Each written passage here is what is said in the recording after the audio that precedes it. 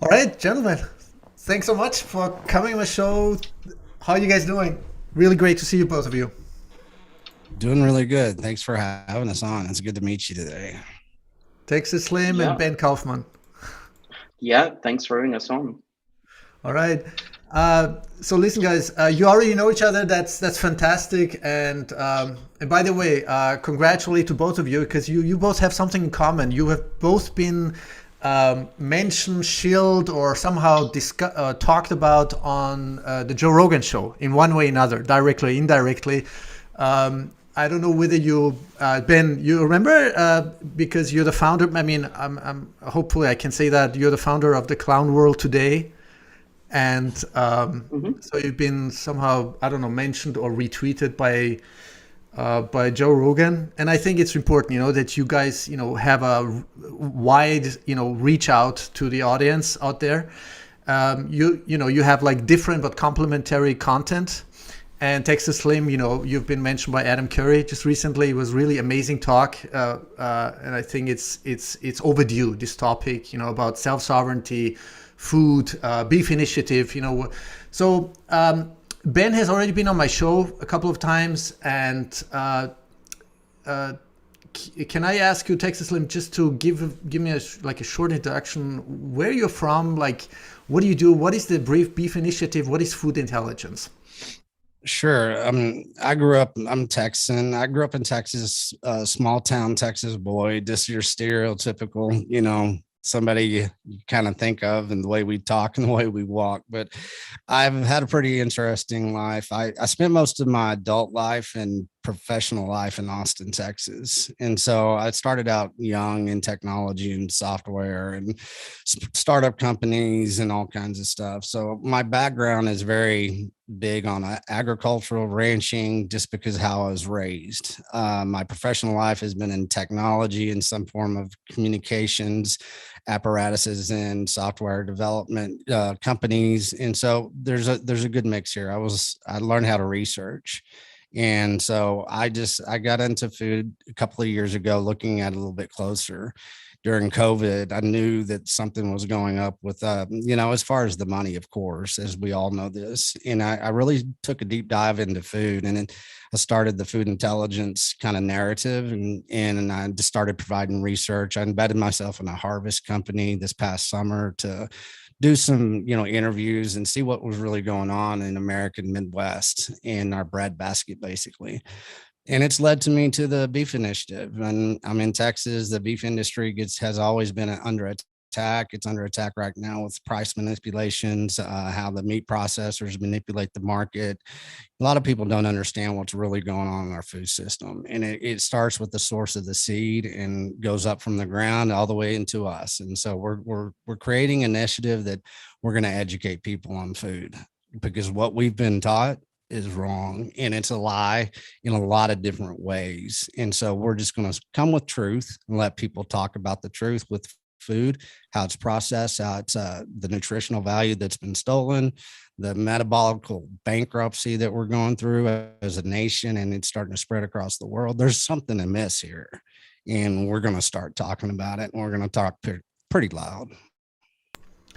Yeah, but the bottom line is, to be honest with you, I mean, I'm pretty envious of you guys in Texas because I've even been talking with my girlfriend because I mean, food, as you said, because of the whole manipulation. I mean, I just finished reading the Fiat Standard by Safeda Namous, and in my opinion, I think it's an even better book. I mean, it just complements one another, the Bitcoin Standard, Fiat Standard, but because it comes from a different perspective, different comprehension process.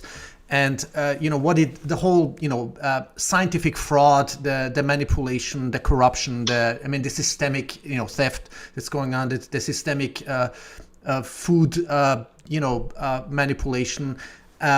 So I think food, nutritious food is something we've been so brainwashed. I mean. I told you I listened to one of your podcasts recently, and I'm sorry, I forgot which podcast, who you were Sure. talking to, and he was talking about like people who are also like vegan or vegetarian now. They're turning now to meat finally. And I used to be vegan myself for a pretty long time, for like 6 or 7 years, until I don't know, until about like many years ago. I don't know, it's like a long time ago, and it really fucked up my health. Really, Sure. the bone density. I broke my leg totally unspectacularly. I just slipped really in slow motion and it just had a multi-fracture, and I couldn't explain it why. And then I did a bone density examination, and the only reason and it was under average bone density. And so, so coming back, to food, nutritious, the vitamins, the minerals, the trace elements, the amino acids, everything that you need. You cannot get this from vegan or vegetarian food. It just your whole organism, your DNA, your body. It's like because of all your ancestors and intergenerational, food eating. It just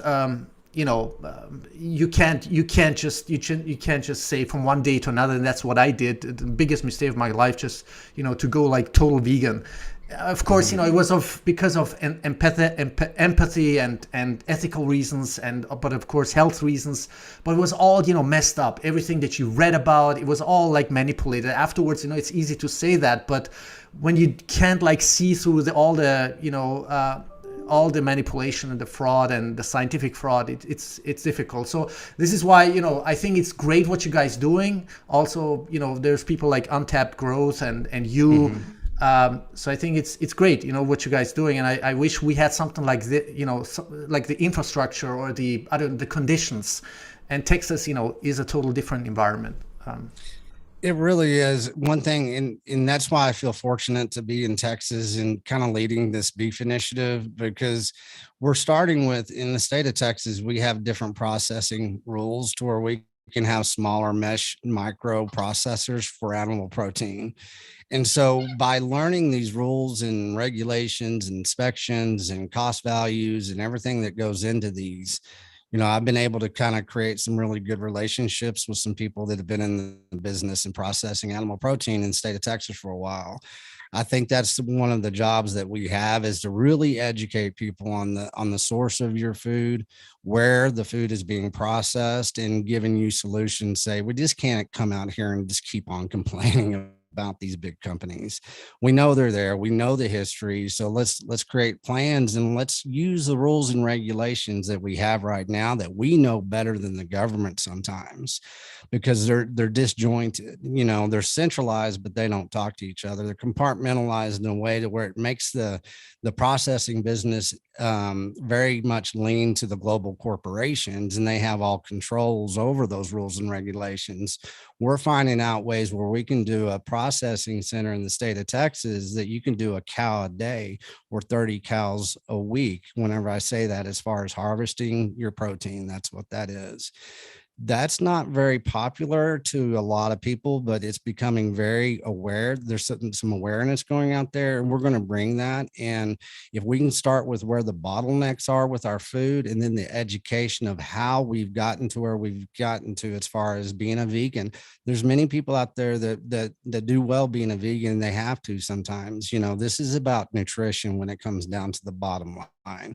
I'm in Texas, I'm half a cowboy here. I'm talking about beef because that's how I was raised, but there's animal protein out there. There's ways to get pure nutrition, and this is what it's about. And if you had to ask my Simon Sinek moment of why am I doing this, is to save kids' lives. And this is getting out of control. 46% of our children, 5 to 11 in the United States right now, is obese or overweight, and they're on their way to diabetes. People need to wake up. And I'm kind of I can talk, and so I'm going to talk a lot, and I'm going to start talking louder. So I think we have a good platform to be able to do that from our stance in Texas. What's the obese rate like in general in the United States? Like, is it like right now, the 46% of our Jesus kids Christ. between the ages of 5 and 11 have now been reported to be either obese or overweight.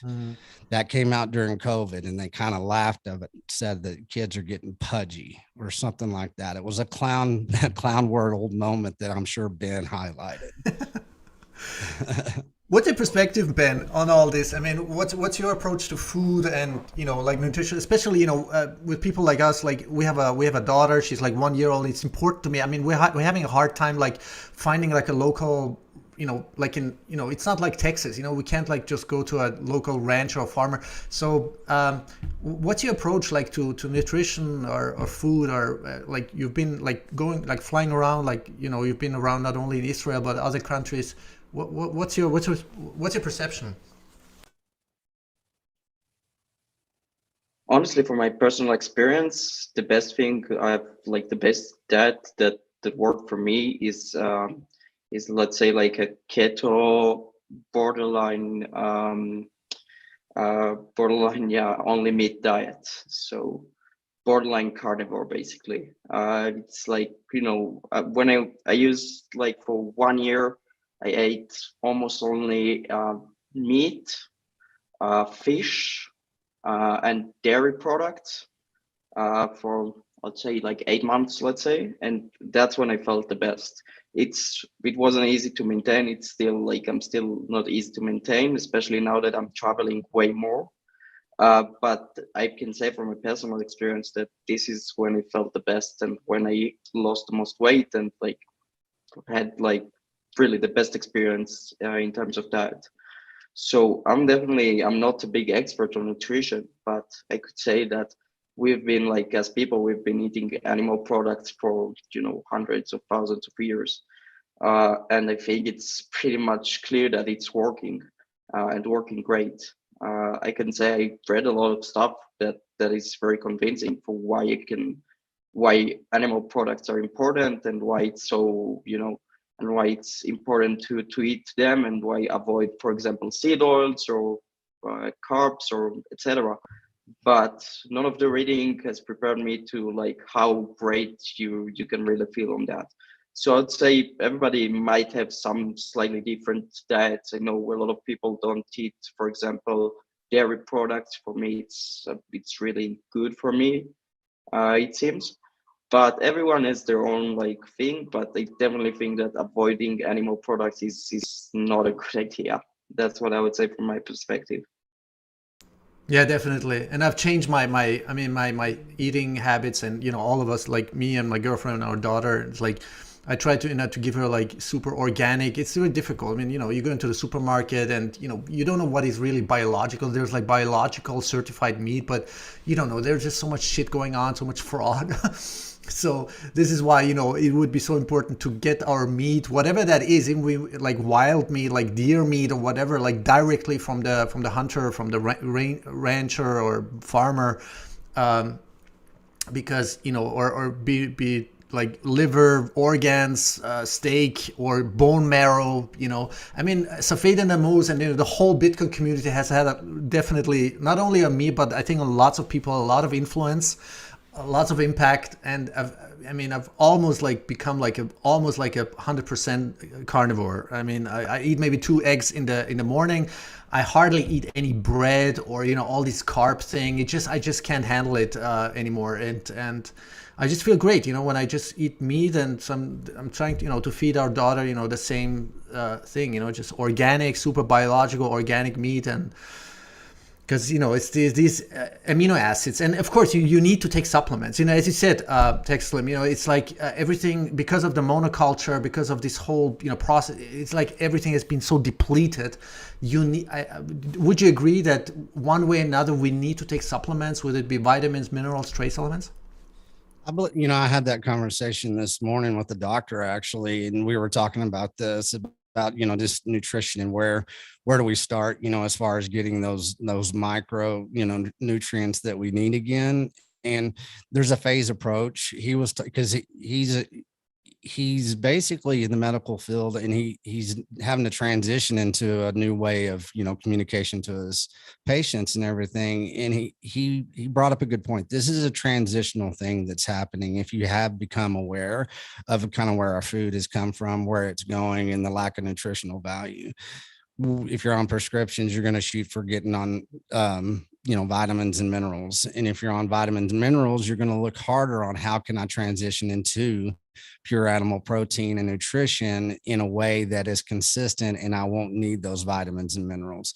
All of this is an evolution that happens in every individual. Just like Ben said, we're all going to have different habits. We're going to have different opportunities, limitations. And so I usually tell people, let's get to the source of the seed of all of this. Let's start from the ground up.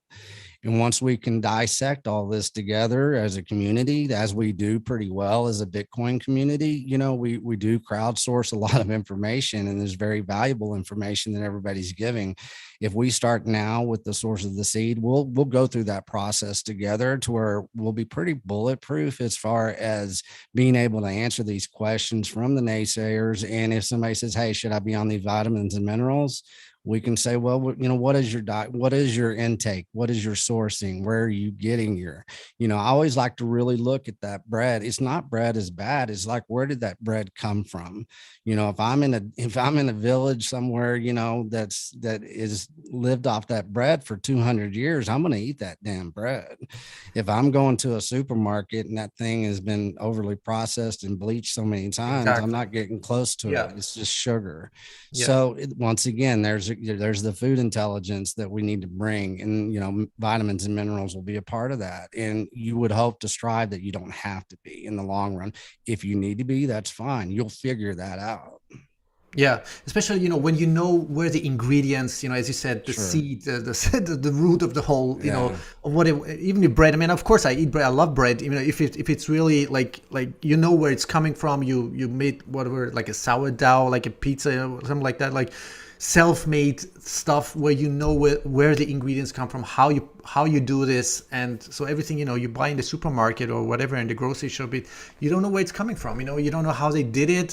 Is it depleted from minerals, or any other essential nutrients? It's real difficult. I was gonna ask you, Ben, Ben, would you just generally, just like from your feeling, would you ever consider moving to Texas? Probably not, as long as it's part of the US Union. It's pretty bad, like, politics. Also, it's really hot there, like, really. I mean, I've got to admit, I've been there in the summer, so maybe it's better like another time of the year. But when I was there, it was, man, I could. I'm from Israel. It's hot there as well, but that was a different level. I didn't know that. Really? Is it that hot? I thought, in the summer, at least, it was really that hot. Like, it depends on the part of Texas that you're in. I live in the desert high plains, which is on top of Texas. It's called the Llano Estacado. It'll 100, 110 as far as Fahrenheit. And so, it gets hot. It's not as humid. You go down to places like over to Dallas or Austin, and you go down to Del Rio, you get you get pretty hot and humid. Texas it can bake in the summertime. yeah. So that was my experience. But overall, it's pretty nice. I mean, I've got to admit, I've had there the best beef brisket I've had in Texas. This I can say for sure. Never had one that good anywhere else. And I love, like, the local state politics is really good. But as part of the union, it's a problem in itself, I would say, in the larger political scheme, and it's just really hot. Yeah. I'm just valid points. Yeah, because I've heard so much good stuff. I've never been to Texas. I've lived like 5 years in California. I'm used, I love the hot weather or warm climate or whatever you want to call it. But other than that, I'm not sure how life would be. I just heard so much good stuff about Austin. I mean, I don't know why. Is it because it's so it's like live and let live? Is it is this the attitude? Well, Austin, basically, Austin is its original name of Austin, and it was called Waterloo. A lot of people don't know that about Austin. There's a river there, there's lakes, there's streams, there's springs. Texas has a lot of rivers. Austin is the foot of the hill country, which is actually really pretty beautiful. You can get lost back up in there. So Austin's just, it's grown. It's become international. Used to, it was kind of an oasis. Most of the time that I was there, it was during the startup days of technology. So it was fun. I mean, it's a different city now. And so it's growing. It's going to grow very big. And, there's a lot of fantastic things in Austin. And I'll be the first to say I'm not in Austin anymore for a reason, but I came from small town. So as I get older, the cities just aren't that desirable as much. So Austin's a beautiful place, and there's a community in Austin that's just very connected right now, and that's cool to see. And Houston, Dallas, San Antonio, all these places have their special spots, in the state of Texas. So Texas is big, it's vast, it's got some bad political ties with the federal government, but it also has some very strong state regulations and laws that we have a chance to kind of help control, especially in the food industry. And so Ben is exactly right in his assessment on both of them. So there's things that fit and there's things that don't right now, and I think as a state we're in transformation as well. Yeah. The reason I'm asking is because we're thinking, as you know, today these corrupt criminal. I'm sorry, I don't have to apologize, but it just the whole system is so corrupt. It's really fucked up. It's really fucked up. They decided on this new law that's going to take effect in February with mandatory vaccination, and you could get penalized up to, I don't know, thousands and thousands of euros. And so we're going to take legal action. I myself in a group trying, we're going to take a lot of legal measures, legal action, and go to the, constitutional court and everything else. And but long term, we're thinking like, what are we going to do? Like, are we going to stay here? I mean, especially because of our daughter, like what kind of environment do we want her, to grow up with? And so, we're thinking, of course, about El Salvador and Paraguay, Mexico and Texas, but I mean, for now it's not even realistic because you need if it's still valid, this law that you can't enter, right? As a foreigner, you can't even enter without being vaccinated, right? I mean, wouldn't be possible. So whatever. Yeah, it's there. I have friends in Australia, I have friends in the UK, I have friends in Paris, I have friends in Asia, and everybody's got a different story right now. And I think that's just part of the narrative. They're going to cause a lot of confusion because now the WHO is saying, hey, we're going to lift all international travel requirements and all that. Then you have Australia locking down even harder. Then you have UK saying, hey, this is by design, and it's going to cause a lot of confusion because people are going to try to use logic. And what they're doing is they're not going to allow logic into this conversation right now. And we'll see how this plays out. And every one of my friends that I know in different countries are saying the different things. So they're having to try to bring logic into something that they don't know how to plan, because like you would not be able to fly in the United States right now if you're not vaccinated. Are we going to lift that? Let's see. We'll see what happens in the next 10 days. Ben has probably, faced it more than anybody that I've, kind of associated because of his travels. Yeah. Mm-hmm. Yeah. So I've been traveling a lot here. Traveling right now is getting just harder and harder. Like really every country is adding like a vaccine mandate or a vaccine or a quarantine or vaccine option or anything like that. Or they're just adding some vaccine passports. The travel has been getting like, it was not too bad, I would say about a year or half a year ago, let's say half a year ago. But in the past few months, it's really getting bad. Really, the countries that you can go in is really getting smaller and smaller. You could say that pretty much most of Europe, Israel is for most. I think is Israel already banned and like unvaccinated. Well, citizen, but non-citizens, for example.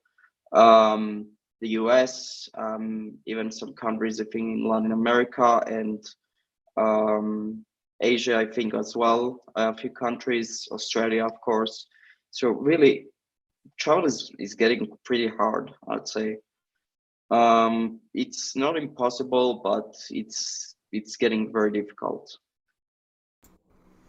Theoretically, Ben, because I think it was Max, what's his name? Max, you know, the German guy, Mac, I forgot his last name.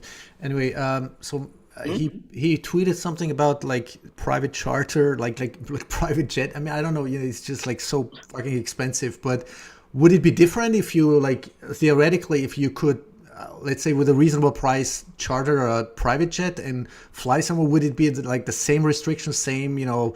Yeah, I mean, I'm pretty sure the same restrictions would apply because it's not really so the thing is, you would probably be able to fly without a mask on, which is already a huge win. But besides, I'm pretty sure the restrictions are still there. Okay. I was talking to somebody the other day and they were talking about aviation itself. We're talking about a Bitcoin airline.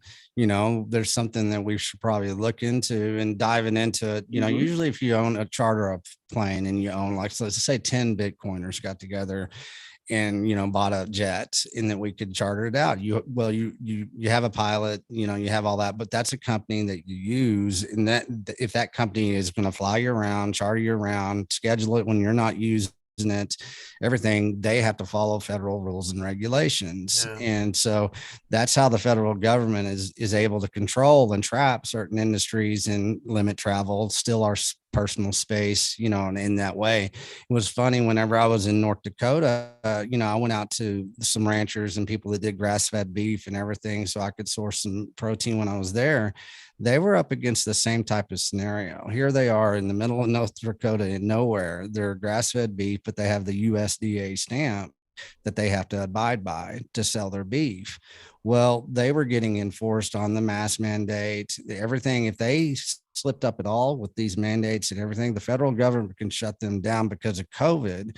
It wasn't anything to do with beef. It wasn't nothing to do with food. It was nothing to do with safety, sanitation, nutrition, nothing. It had to do with them being able to have the power to shut them down. You see that in the private airline industry too. So, you know, there's things that we have to look at as Bitcoiners and start approaching it from a different perspective, just like you said, because what we're doing is we know that there's restrictions.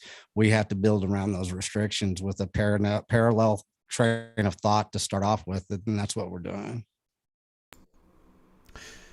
Let me come back, to this whole tyranny. Ben, I want to know you. This is why I wanted to have on. Like, what is it? Like, how fucked up is everything right now? I mean, what is the narrative crumbling? Do you think because, you know, Israel, even the, what do you call it, the chief medical vaccine scientist, whatever, he's like, oh, we made some mistake. I mean, at the end, he sounds like a politician, to be honest with you. But I mean, he does admit, you know, they screwed up and they didn't know, you know, it does not protect from transmission. And now you see all these adverse reactions, totally underreported, of course. The death rate is off the chart, and you can just literally see the curves, like the graphs, you know, where when they start every time they start with the vaccination, that the mortality goes like you know, through the roof.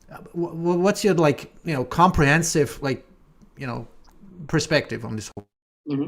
I'll just definitely say that we're in a total clown world. I mean, there's no other way to call it. It's everything is just ridiculous right now.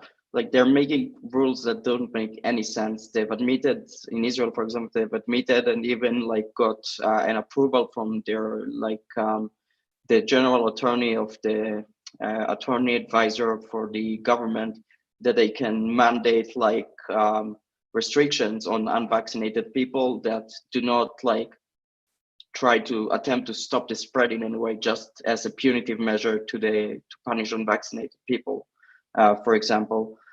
And that's true for many places of the world, whatever they admit it or not. Israel, for example, have admitted it. But even if they don't, that's still true. I mean, we can see that vaccinated people are still spreading COVID. It was like a conspiracy theory to say that, but now even the mainstream media is saying this loud and clear. The CDC is saying that. It's happening, and you know, people didn't want to believe this at first, but we can just see that how the narrative is just changing now around it. And still, this is like the only thing that they're focusing on. Their rules don't really try to basically to adapt to this understanding, even though they are now admitting it. They're just, okay, so the vaccination isn't stopping the spread, so we still need vaccine passports, we still need more, more restrictions on the unvaccinated and whatever. Why? Because we want more people to get vaccinated, but there's no really, nothing's backing this really anymore.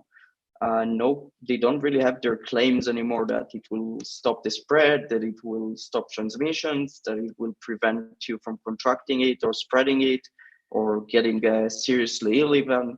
It's just, they're just trying to continue with this, with their narrative of the vaccination, because they've already started with it so hard. Yeah, it's mind-boggling. So Texas Slim, I mean, there are just a couple of states, right? I mean, it's like Texas, Florida, Wyoming. They're like standing up to this whole, because because the states that have, let's say, a more balanced, what do you call it, like a power versus the federal, the federal government. Like, what is it like in Texas? Is it?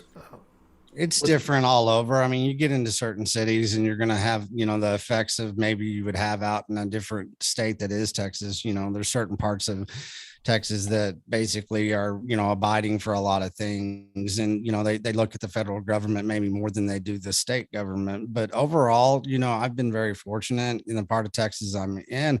I haven't seen much of it. It's there. For sure. You see it, but if you don't want to participate, you're not having to do that. So I feel very lucky on that.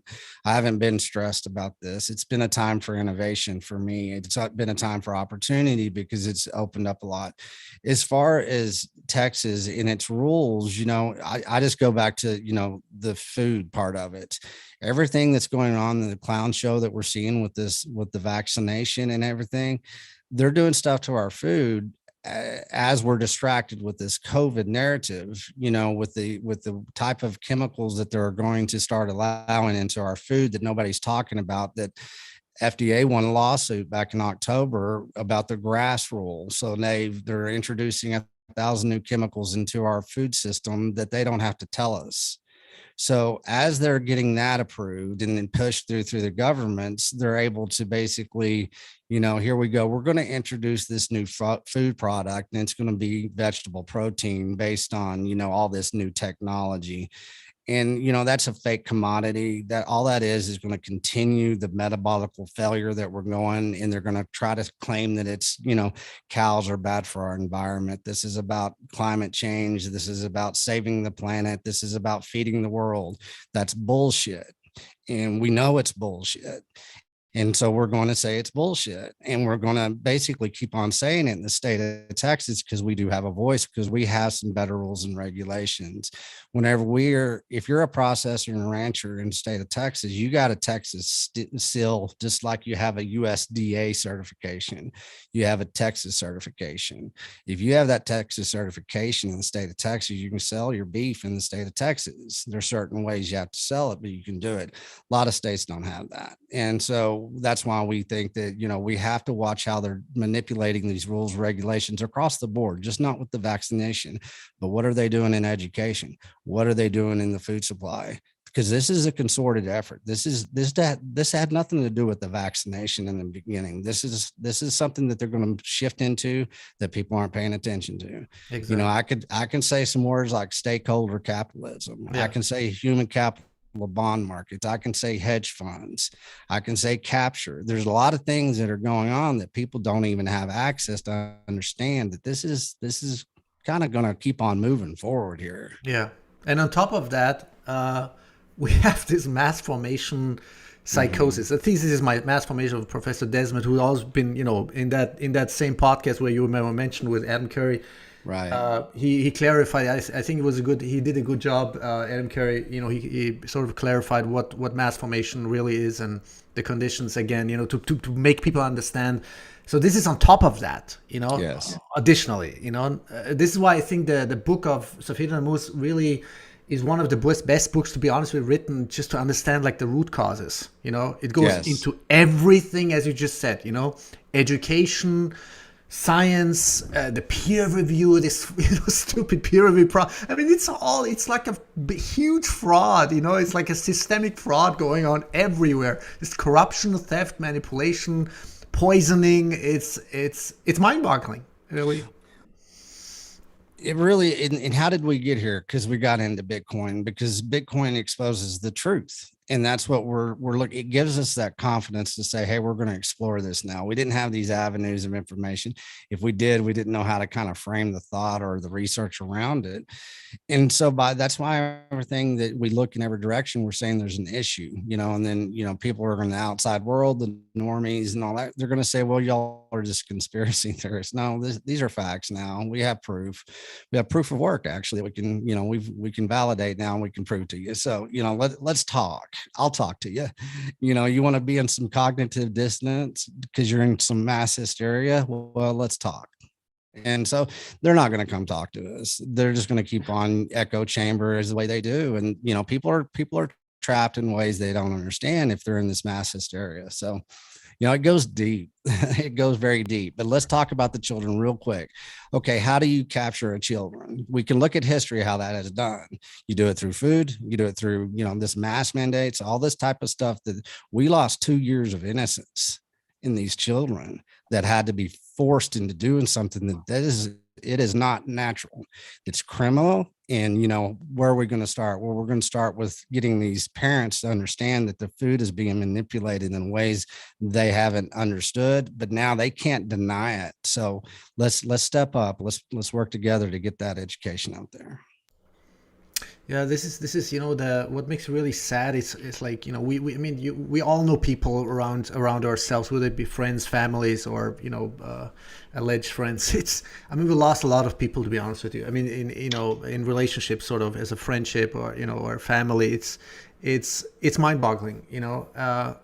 And you have to tell people, you have to tell one auntie, please don't come with your mask on. No, we're not going to do a test if you're coming to our daughter's birthday party. We're not going to do any kind of testing. We're not going to put on masks. It's so, I don't know what to say, to be honest with you, because as you said, the damages that have been incurred on these children, emotional, psychological, we can't even assess that for generations to come. Not to mention the vaccines. There are people lining up voluntarily. This is what's really driving me crazy. There's even a pediatrician, what do you call it, like a children's doctor, pediatrician, nutrition or whatever. It's vaccinating her 7-year-old kid. For Christ's sake, a child, Jesus Christ. I know. And we're talking about doctors who should know better, about innate immune system, so I don't know. Well, and that's the form of it. We're in a cognitive dissonance that nobody wants to admit. And people are realizing and said, hey, maybe I trained all my life. I had a doctor come out and tell me the other day, and they said, my whole life was medical. Everything that I've ever done in my life was medical. I'm having to deal with that now because I got blackballed out of something that I was very proud of and that had a very good practice, and chose to speak up, and, of course, was run out of town. And so it's happening. So people are very scared too. It's like they don't know where to turn. And I think that's why a lot of people are turning into Bitcoin. And once they turn into Bitcoin because of the money, then, economics and everything, they're going to find out other ways that they can be empowered. And I think that's what we're seeing. And that's what we got to hope for. But you can't put logic into this anymore, as far as, aunt not coming, or you didn't get tested, family members doing this, society doing this, neighbor doing this, husband, wife doing it. It's there. They're trying to divide, and they're very successful on some fronts. Some fronts, people are becoming very, very based in life. They're loving more, they're hoping more, they're innovating more, and they're making changes. So, there's going to be options. There's mass innovation whenever we have a type of prohibition against the human spirit, and people have to have faith in that. And so let's just, let's keep our compasses pointed at what we're doing here. Is us three men across the world right now, and we're having a very good conversation. Yeah, we're really grateful for your, positive optimistic, realistic, assessment of this whole situation and the solutions. Again, I mean, we agree. Okay, Bitcoin is the root solution, but Ben, I want to ask you, like, when it comes like to to how do you communicate, how do you try to to open up the hearts, the minds, like to make people understand, how do you experience this, when you like tweet something out or post something or write something like in a more humorous or meme like fashion? What is your feeling, like how is it being received, like what's the reaction? Do you see, like, I mean, it's congratulations again, you have so many followers. I'm so happy for you that you have, like, I don't know, like at least 100,000 followers or on Clown World. So how do you see the psychology going? Is it like opening up people, like people who are like on the mass formation side and now coming and opening up their hearts and minds and at least trying to understand? What's your perception here? Mm-hmm. Yeah, I think, well, there's always people that are just hopeless, but there are a lot of people that are kind of on the edge and are like not sure or stuff like that. And I do think it helped convincing a lot of people. I get a lot of feedback, like, of people that have shown this to their family or friends or something, and it really helped convince them. And I really love seeing that, because that's really a big part of why I'm doing this. I mean, it's really, there are a lot of people who are kind of going along with this thing because they are told to, because that they are required to sometimes, but they are not really convinced by it. And when they see like all this nonsense, when you show them that all of this is just nonsense like this, they really, like, they are not stupid or something. They can understand that this is wrong, that this is okay, this doesn't make sense anymore. It just it just doesn't make any sense, like, at all. We should not be following this.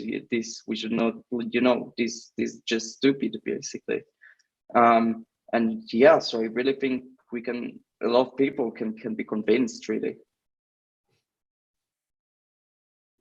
That's a good point. I mean, as far as, Ben and I talked before, and I asked him kind of a complicated question, and it's like, how did you do all this and get all these followers, right? Well, Ben had a very good answer. He goes, it's very simple. I just retweet what the hell's going on in the world, and people are, paying attention. So in with everything that we're up against, and that's what, that day, that's been about a month, I don't know, 6 weeks ago, we had that conversation. But it's true, we got to get simplified here in our train of thought. And how they've gotten to where they've gotten was a drip approach. And I always say we kind of counterpunch back at them. As they drip out something, we drip out something. And we have to start mocking the whole idea of what's going on in a way that we can, especially, the people that are in Bitcoin. There's a lot of effective, mean people out there. We'll just say that. And so, what Ben has done has been very effective. And I think it's going to get more and more. And to break, I think it was Adam that told me, to break mass, hysteria formation, you need to mock them. And I think, was it in Austria where they were holding up the mirrors to all the enforcement, the police and everything, and all the protesters had, they said, look at, it was somewhere over, in that part. I think it was Austria, but anyways, holding up the mirrors in front of the police officers that were trying to enforce them to whatever the compliance of the day, and make them look at themselves in the mirror. And, here in the Bitcoin world, we're willing to look in the mirror and say, let's do something about this. I think that we will gain a lot more because truth wins, and we're going to have some, some short-term battles here, but I think this narrative will fall. And that's why I'm so optimistic, because I see a lot of good that I didn't see before. And it's been because of this type of psychological warfare that's being played against us. Yeah, I think you're so right. You both are right. It's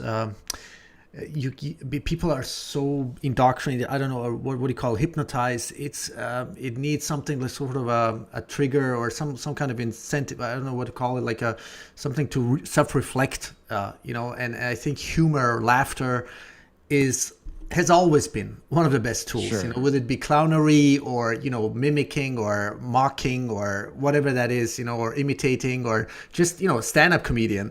And I think that's why, to be honest with Ben, I think that's why Joe Rogan loves your, your stuff. I mean, he, at least, I saw him like once or twice, like retweeting your stuff, from Clown World. So it's just a matter of time till you, maybe you both, gonna be on his show. That would be awesome. Well, hopefully people would hear I it, I would really hope one day, but yeah, I mean, he's just retweeted my stuff a few times, so it was really good. I'm really happy about it, and in general, I think it's just, yeah, I think I definitely agree that mocking them and like just showing them how ridiculous stuff is pretty effective. Yeah. So, for this transition, I'm still convinced, that, I'm a good friend of Peter Young, who also works for the Free Private Cities. And you might have known, he also works for Savita Namus in the background.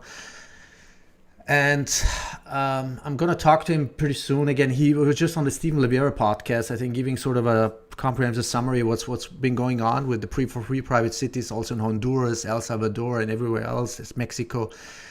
And to be honest with you, I think the most effective solution is now to form whatever we will call it, free private cities, citadels, communities, wherever that is. Would it be El Salvador or Mexico, Paraguay, or in countries, where you have just more freedom and where you can sort of, establish your own structures, where, you pay like a fee per year, and you get this is what the government should be doing, like just providing services, right? And right. So, and where you have sort of a contractual relationship, and you have rights and obligations, and but you are free finally, and there's no mandatory, stupid things going on, or tyranny or any other, authoritarian regimes. You just have and in everything rooted in Bitcoin, of course, the deflationary currency. And Jeff Booth, is I'm a huge fan of Jeff Booth, where we finally see products and services getting cheaper and cheaper, where infrastructure is being built, entrepreneurs coming into the, into these free private cities, investing, building up. And I'm hoping, in the next couple of years that the Bitcoin city in El Salvador, whatever it's called, is going to flourish and thrive. What's your take on that, both of you? Texas Limway. Yeah, the one, I've been really thinking about this because, being from a small town in Texas, there's community and everything. And, there has to be a form of collectivism for the community to work, right? One thing that a lot of people, I think we need to do is kind of dissect what a community is. Well, you can't have community unless you have a strong individual. And I think that's where we start with all of this, because we look out, we project pretty far. We're very good at doing that. And with doing, what I'm doing, I want to look at the individual, as I say, with a form of collectivism that, you can grab a hold of, that's going to make your life better, to where you can get that information and that intelligence to where we can go do El Salvador, or what we can do down here in Texas, where I'm from. There's a lot of small towns that need to be revitalized. I'm working with some community programs in Texas. One of them is called the Ogallala Commons.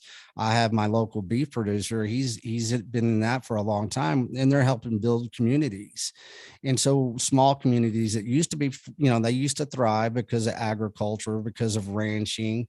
And so what we can go in there and do is create that citadel mindset in these communities, saying we're going to steal back what you stole from our grandparents, because they developed this stuff and it was working pretty damn good, from the food to the banking to anything. They had a decentralized way of living their life because their food was from their neighbor or from themselves.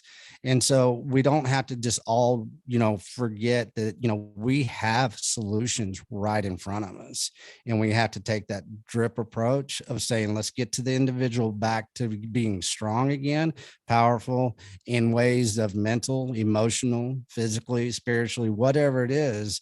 If we do that, everything else falls into place because we know what the destination is. We know what we're striving for. So let's really throw some love and some power and some personal strength into this to where we can build those communities. You don't have to define that community yet. Define yourself first. Totally agree with you. Yeah. Do you have children, by the way? I do. I have a 17-year-old boy. Okay. And That's already. he's doing very well in life, and I'm very proud of him. He's athletic. He's in the weight room. He's eating protein. He's curious. He likes himself. He's not wearing a mask. You know, he's having a damn good life right now, and he's growing.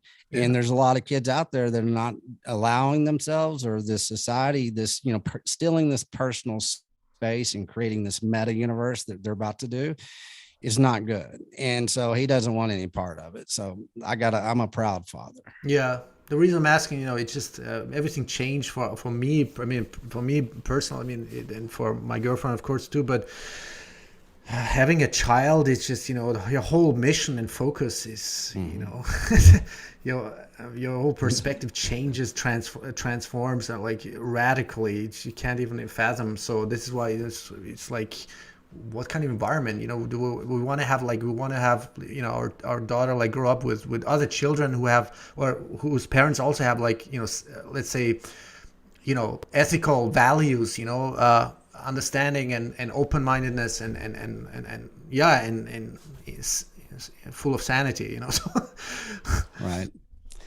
As far as that is concerned, the insanity, it's just when we look back, let's find heritage again. Let's find lifestyle again. If they stole, I used to travel. I've been around the world. I used to live a pretty fun life when I could, when I wasn't working and I had time to plan.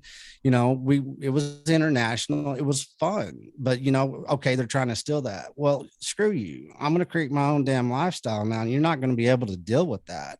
It's how my grandfather lived. He came to this part of Texas in the late 1890s. Wow. And, that's where he was, when he was born, and, family was here. We have a lot of, he used to drive the United States and take his family on road trips, and he knew the United States. He fought many ways in agriculture to feed this country and to state and to his community first. So we need to reassess our lifestyles while we desire what we desire. Let's take a step back and look at this opportunity that we have in front of us, because we have a blueprint. It's back over here. We got to look back a little bit, but that's okay, because that's some good research to really understand your family history first, and how they were either wealthy, what they were wealthy in. Was it in spirit? Was it in love? Find that crap out and get started on basically blueprinting something with an opportunity that we have in front of us with this Bitcoin protocol, which is a decentralized network that some people used to live in. Amazing. Yeah. Love your thought process. Yeah. Love it. Yeah, Ben, what's your, what is your whole perspective? Like, how do you see this whole thing evolving in El Salvador? Is that, do you think, I mean, there's no guarantee, especially when we're talking about like politicians, even Bukele. I mean, he loves to be celebrated on Twitter, but what's your overall take, like, on free private cities and the transition? Mm-hmm. Yeah, I think it's definitely a very interesting development. So I can't trust any politician, and including Najib from basically from El Salvador. But he's done some really good things. Like, you have to give him that credit. It doesn't guarantee anything for the future, but he's done some really good things. His move with Bitcoin and his cancellation of all the vaccine requirements, basically just encouraging people, as sane scientific advice would suggest, to do sport and live a healthy lifestyle to protect themselves. I mean, this is really, some important stuff that he's done.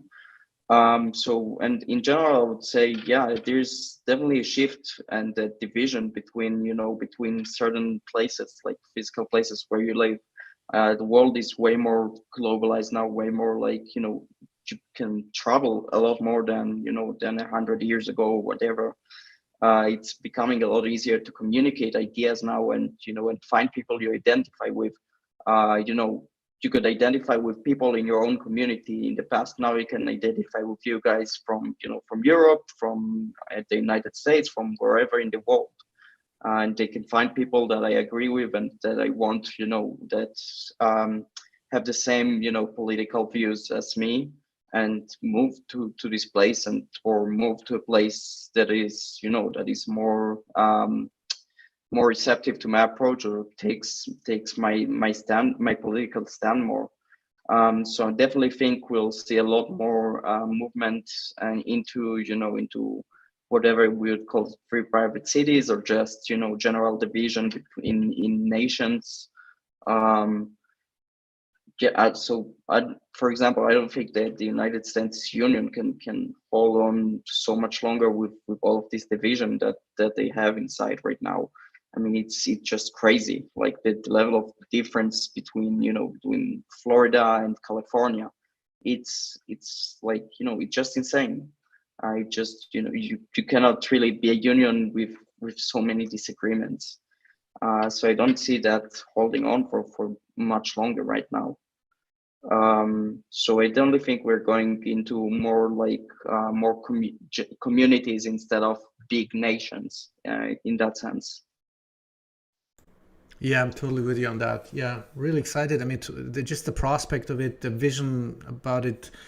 I mean, I don't know. Maybe I'm just too hopeful, but I'm really optimistic realist that El Salvador could be one. I mean, now if there's a chain reaction of other countries, smaller countries, or even, I don't know, maybe, he's meeting the Turkey's president today, so maybe he can orange pill him, or who knows what's happening in the background. I mean, what do I know? I don't know shit. So, but I'm hoping that there's sort of a exponential like incentivization. There's an incentivization going on, and then all of a sudden, you have like a deflationary, like a Bitcoinized economy where everything is thriving, and and technology is coming in.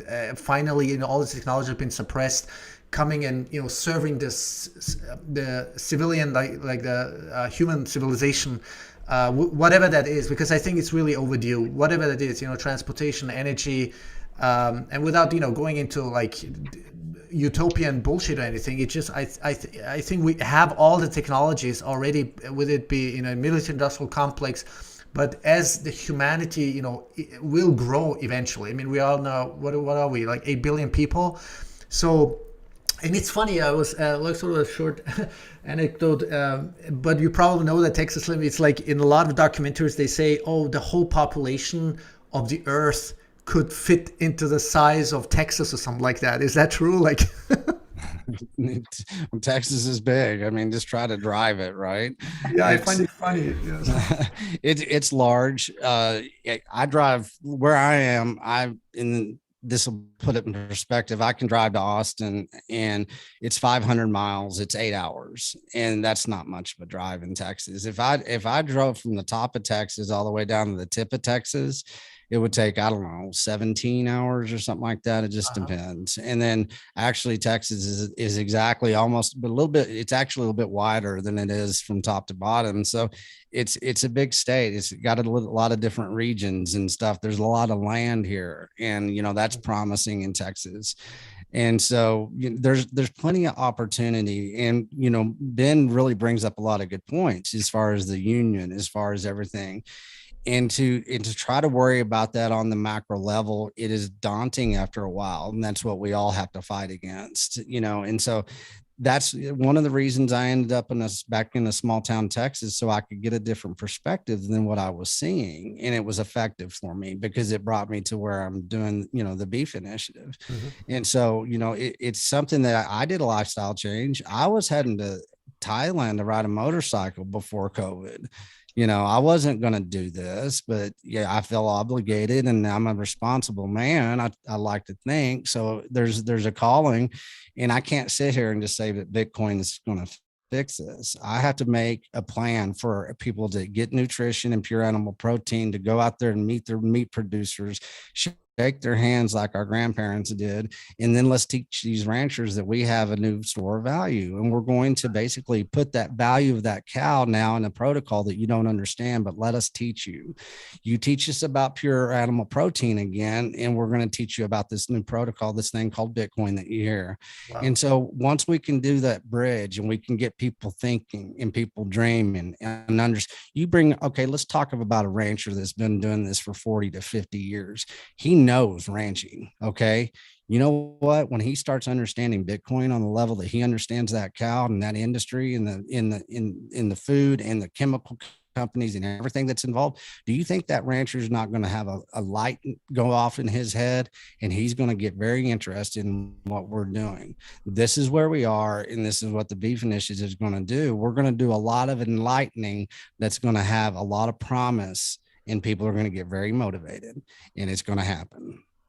Yeah, and I'm so happy, that you inspire people, also with your work, that finally people have a vision. Like people can't even imagine. Most people can't even imagine what is possible, with Bitcoin, especially rooted in Bitcoin. They can't even imagine. They can't even fathom. They can't even imagine in a civilization that is thriving, that you have abundance. This is what Jeff Booth constantly talking about. Yeah. The price of tomorrow. Why deflation is the key to an abundant future. People can't even imagine what abundance means. It means on every level, structurally, technologically, societally, health-wise, nutritionally. It's everything. We can have everything. It's just, I don't know, we've been so indoctrinated, so dogmatized through this educational system, media, everything else. It's just people have just closed their minds and they can't even imagine, and that's, it's really sad, but we're seeing for the first time maybe the fruits of our whatever we're doing. Me with my podcast, you with your work, with your podcast, Ben with his clown world today. It's amazing what kind of people are out there, with it being Bitcoin mining, in structural things, in teachings, in tutorials, and it's mind-boggling, but it's happening right in front of our eyes. But I'm just hoping it becomes sort of accelerated. I think there's a trigger point, a tipping point, which we haven't reached yet. But once that is reached, it just goes, I think, hyperbolically. Would you agree? I do. I mean, you look at innovate. I was in the software, like I told you, I was in startup business. I went through adoption. We had to create an industry back then, online software, whatever it is. It was browsers. It was, the internet just didn't show up. We got here for a reason. And there was a lot of innovation that had to take place to get us to where we are in technology. Ben knows this better than anybody that probably I know. So Ben knows what I'm talking about. But with innovation, you have to have adoption. And with adoption, that takes time. You're having to relearn something. You're having to say, I'm going to change this a little bit at a time. It's frustrating. It's frustrating to, try to get a payment rail, or some type of transactional thing, tool, software piece, whatever it is, wallet. There's a lot of things going on right now that are frustrating. But guess what? Like you said, whenever it happens, it's going to happen. And we've seen this throughout the last 20 to 30 years with technology. When it gets adopted, then there's a little thing that happens about, it's called awareness about a new tool that can be leveraged for somebody's life. Then something's going to happen. And we're there. It's frustrating I haven't been in the Bitcoin world nearly as long as anybody. I have to play catch up, but there's people out here that have been waiting a long time, and they've got us here, and they're going to get us, to the next level. It's happening. I think 2022 is going to be a very fun year to watch. Yeah. I think that we're going to have some pretty cool things that happen. Mm-hmm. Yeah. Ben, are you still here? We can't see you. Yeah, I'm here. You see Yeah, me? we can't see you. Yeah, maybe something's wrong with the video or the internet. So Ben, any final thoughts? I'm going to wrap this up. I don't want to take up too much time, but I'm really super grateful. Appreciate your work and everything you've been doing. Anything on the horizon, to both of you? Coming up, like articles or anything? Yeah, so I'm definitely going to continue with the Clown World on Twitter and on Substack. Also with the Telegram channel, but I'll definitely continue with this Twitter. I hope to get to do more writing, but we'll see if I have enough time for that. And for the listeners or the new ones, where can people find you again? It's underscore Ben Kaufman Yeah. and So my Twitter is underscore Ben Kaufman. It's underscore BenKaufman. And the Clown World handle is CWT underscore news. and your articles, right? I mean, you're still writing on Substack or Yeah. So you can find it at clownworld.today. Awesome. All right, Texas Slim, Modern T Man. Is Yes. your Twitter handle, right? Yeah, and we've got some really cool stuff coming up in 2022. We're gonna have four beef initiative conferences across the United States, and so we're gonna have a lot of education from Bitcoin to beef to medical, educational, and so those cities are about to be announced here pretty soon. We're gonna release our platform here pretty quick. We're getting those payment rails where you can buy beef with Bitcoin. That's going to happen. We've had some really good negotiations lately, so that's about to happen. We're going to hopefully, we're going to keep on plugging forward. We're going to have a newsletter. Our platform is going to be crowdsourced information on, hey, what are you doing as a rancher? Come tell us your story, and we'll tell you about some Bitcoin. And so I'll be this whole year. I'm going to be driving around Texas and the United States, and I'm talking to ranchers. I've already had invitations to at least 30 ranchers, and so I'm going to be pretty busy. But we're going to kind of orchestrate this, and this year is going to be a production of education and awareness. And let's plan for the next 36 months where we're going to have this new decentralized food. We don't know how it's going to be, how big it's going to be, but we're moving in that direction, and we're going to bring in a lot of different discussions and a lot of experts that are kind of getting into the Bitcoin and the beef space. So there's a lot going on right now. You can just reach me at Modern T Man, like you said, and then we'll have a new newsletter within the Beef Initiative platform that we'll release out here pretty soon.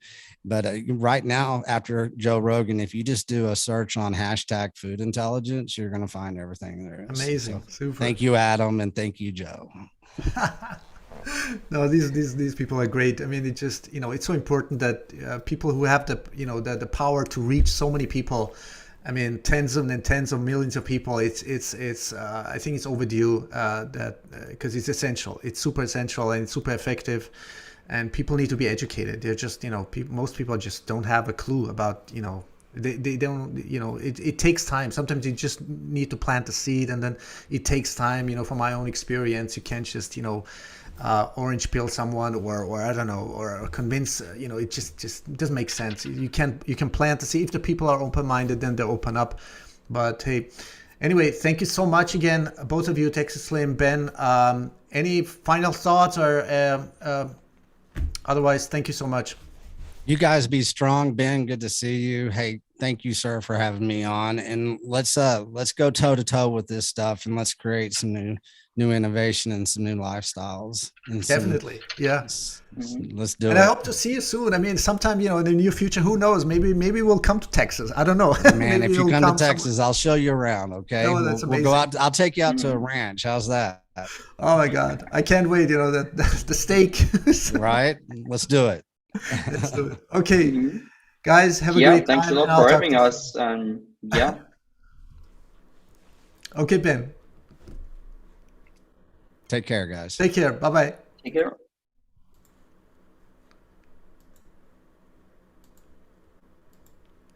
All right. So that was amazing talk with Ben Kaufman and Texas Slim. Follow them on Twitter. It's _Ben Kaufman and Modern T Man.